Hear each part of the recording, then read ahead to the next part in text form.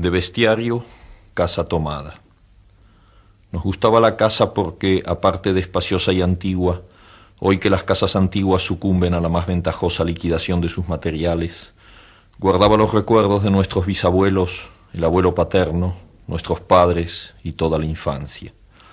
Nos habituamos, Irene y yo, a persistir solos en ella, lo que era una locura, pues en esa casa podían vivir 8 personas sin estorbarse. Hacíamos la limpieza por la mañana, levantándonos a las 7, y a eso de las 11 yo le dejaba a Irene las últimas habitaciones por repasar y me iba a la cocina. Almorzábamos a mediodía, siempre puntuales. Ya no quedaba nada por hacer, fuera de unos pocos platos sucios. Nos resultaba grato almorzar, pensando en la casa profunda y silenciosa, y cómo nos bastábamos para mantenerla limpia. A veces llegamos a creer que era ella la que no nos dejó casarnos.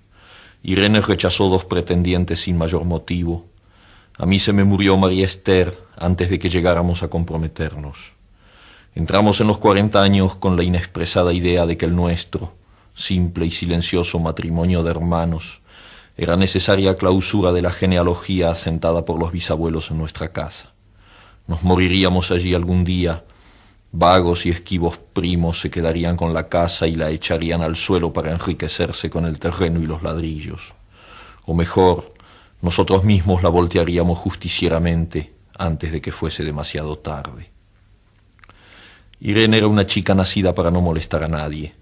Aparte de su actividad matinal, se pasaba el resto del día tejiendo en el sofá de su dormitorio. No sé por qué tejía tanto. Yo creo que las mujeres tejen cuando han encontrado en esa labor el gran pretexto para no hacer nada. Irene no era así. Tejía cosas siempre necesarias, tricotas para el invierno, medias para mí, mañanitas y chalecos para ella. A veces tejía un chaleco y después lo destejía en un momento porque algo no le agradaba. Era gracioso ver en la canastilla el montón de lana encrespada resistiéndose a perder su forma de algunas horas. Los sábados iba yo al centro a comprarle lana. Irene tenía fe en mi gusto, se complacía con los colores y nunca tuve que devolver madejas.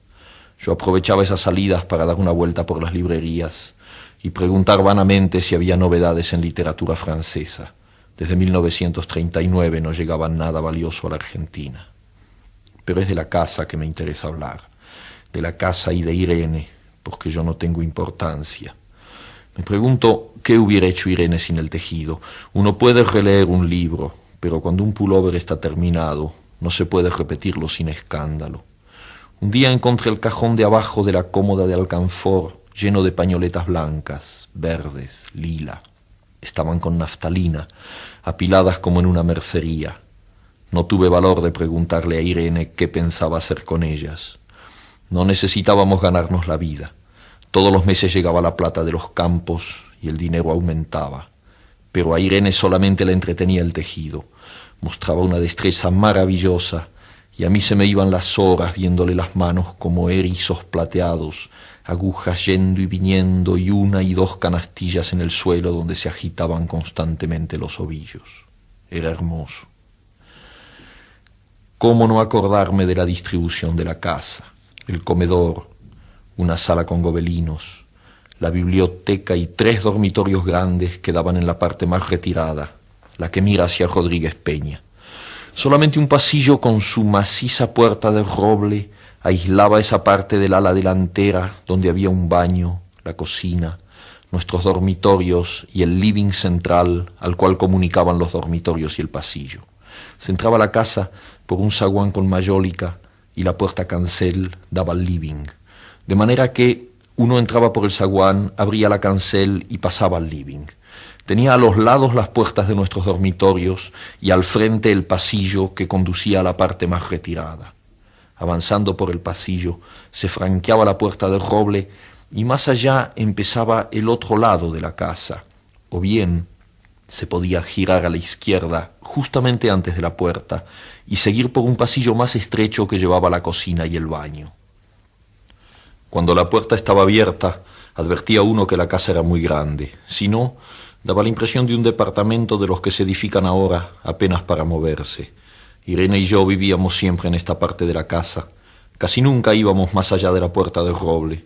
salvo para hacer la limpieza, pues es increíble cómo se junta tierra en los muebles. Buenos Aires era una ciudad limpia, pero eso lo debe a sus habitantes y no a otra cosa. Hay demasiada tierra en el aire. Apenas sopla una ráfaga, se palpa el polvo en los mármoles de las consolas y entre los rombos de las carpetas de macramé. Da trabajo sacarlo bien con plumero. Vuela y se suspende en el aire. Un momento después se deposita de nuevo en los muebles y los pianos. Lo recordaré siempre con claridad, porque fue simple y sin circunstancias inútiles. Irene estaba tejiendo en su dormitorio. Eran las 8 de la noche y de repente se me ocurrió poner al fuego la pavita del mate. Fui por el pasillo hasta enfrentar la entornada puerta de roble y daba la vuelta al codo que llevaba a la cocina cuando escuché algo en el comedor o la biblioteca. El sonido venía impreciso y sordo, como un volcarse de silla sobre la alfombra o un ahogado susurro de conversación. También lo oí al mismo tiempo o un segundo después en el fondo del pasillo que traía desde aquellas piezas hasta la puerta. Me tiré contra la puerta antes de que fuera demasiado tarde. La cerré de golpe apoyando el cuerpo. Felizmente la llave estaba puesta de nuestro lado y además corrí el gran cerrojo para más seguridad. Fui a la cocina, calenté la pavita y cuando estuve de vuelta con la bandeja del mate le dije a Irene: tuve que cerrar la puerta del pasillo. Han tomado la parte del fondo. Dejó caer el tejido y me miró con sus graves ojos cansados. ¿Estás seguro? Asentí. Entonces, dijo, recogiendo las agujas, tendremos que vivir en este lado. Yo cebaba el mate con mucho cuidado, pero ella tardó un rato en reanudar su labor. Me acuerdo que tejía un chaleco gris. A mí me gustaba ese chaleco. Los primeros días nos pareció penoso porque ambos habíamos dejado en la parte tomada muchas cosas que queríamos. Mis libros de literatura francesa, por ejemplo, estaban todos en la biblioteca. Irene extrañaba unas carpetas, un par de pantuflas que tanto la abrigaban en invierno. Yo sentía mi pipa de enebro y creo que Irene pensó en una botella de esperidina de muchos años. Con frecuencia, pero esto solamente sucedió los primeros días. Cerrábamos algún cajón de las cómodas y nos mirábamos con tristeza. No está aquí. Y era una cosa más de todo lo que habíamos perdido al otro lado de la casa. Pero también tuvimos ventajas. La limpieza se simplificó tanto que aún levantándose tardísimo, a las 9:30, por ejemplo, no daban las 11 y ya estábamos de brazos cruzados. Irene se acostumbró a ir conmigo a la cocina y ayudarme a preparar el almuerzo. Lo pensamos bien y se decidió esto. Mientras yo preparaba el almuerzo, Irene cocinaría platos para comer fríos de noche. Nos alegramos, porque siempre resulta molesto tener que abandonar los dormitorios al atardecer y ponerse a cocinar. Ahora nos bastaba con la mesa en el dormitorio de Irene y las fuentes de comida fiambre. Irene estaba contenta porque le quedaba más tiempo para tejer. Yo andaba un poco perdido a causa de los libros, pero por no afligir a mi hermana me puse a revisar la colección de estampillas de papá y eso me sirvió para matar el tiempo. Nos divertíamos mucho, cada uno en sus cosas, casi siempre reunidos en el dormitorio de Irene, que era más cómodo. A veces Irene decía: fíjate este punto que se me ha ocurrido, ¿no da un dibujo de trébol? Un rato después era yo el que le ponía ante los ojos un cuadradito de papel para que viese el mérito de algún sello de Eupen Malmedy. Estábamos bien y poco a poco empezábamos a no pensar. Se puede vivir sin pensar. Cuando Irene soñaba en alta voz, yo me desvelaba enseguida. Nunca pude habituarme a esa voz de estatua o papagayo, voz que viene de los sueños y no de la garganta. Irene decía que mis sueños consistían en grandes sacudones que a veces hacían caer el cobertor. Nuestros dormitorios tenían el living de por medio, pero de noche se escuchaba cualquier cosa en la casa. Nos oíamos respirar, toser, presentíamos el ademán que conduce a la llave del velador, los mutuos y frecuentes insomnios. Aparte de eso, todo estaba callado en la casa. De día eran los rumores domésticos, el roce metálico de las agujas de tejer, un crujido al pasar las hojas del álbum filatélico. La puerta de roble, creo haberlo dicho, era maciza. En la cocina y el baño que quedaban tocando la parte tomada, nos poníamos a hablar en voz más alta o Irene cantaba canciones de cuna. En una cocina hay demasiado ruido de loza y vidrios para que otros sonidos irrumpan en ella.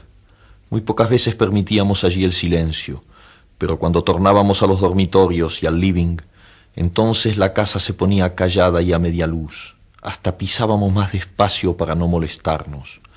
Yo creo que era por eso que de noche, cuando Irene empezaba a soñar en alta voz, me desvelaba enseguida. Es casi repetir lo mismo, salvo las consecuencias. De noche siento sed, y antes de acostarnos le dije a Irene que iba hasta la cocina a servirme un vaso de agua. Desde la puerta del dormitorio, ella tejía. Oí ruido en la cocina. Tal vez en la cocina o tal vez en el baño, porque el codo del pasillo apagaba el sonido. A Irene le llamó la atención mi brusca manera de detenerme y vino a mi lado sin decir palabra. Nos quedamos escuchando los ruidos, notando claramente que eran de este lado de la puerta del roble, en la cocina y el baño, o en el pasillo mismo donde empezaba el codo casi al lado nuestro. No nos miramos siquiera. Apreté el brazo de Irene y la hice correr conmigo hasta la puerta cancel sin volvernos hacia atrás. Los ruidos se oían más fuerte, pero siempre sordos, a espaldas nuestras. Cerré de un golpe la cancel y nos quedamos en el zaguán. Ahora no se oía nada. Han tomado esta parte, dijo Irene. El tejido le colgaba de las manos y las hebras iban hasta la cancel y se perdían debajo. Cuando vio que los ovillos habían quedado del otro lado, soltó el tejido sin mirarlo. ¿Tuviste tiempo de traer alguna cosa?, le pregunté inútilmente. No, nada. Estábamos con lo puesto. Me acordé de los 15.000 pesos en el armario de mi dormitorio. Ya era tarde ahora. Como me quedaba el reloj pulsera, vi que eran las 11 de la noche. Rodeé con mi brazo la cintura de Irene. Yo creo que ella estaba llorando y salimos así a la calle. Antes de alejarnos tuve lástima. Cerré bien la puerta de entrada y tiré la llave a la alcantarilla. No fuese que a algún pobre diablo se le ocurriera robar y se metiera en la casa a esa hora y con la casa tomada.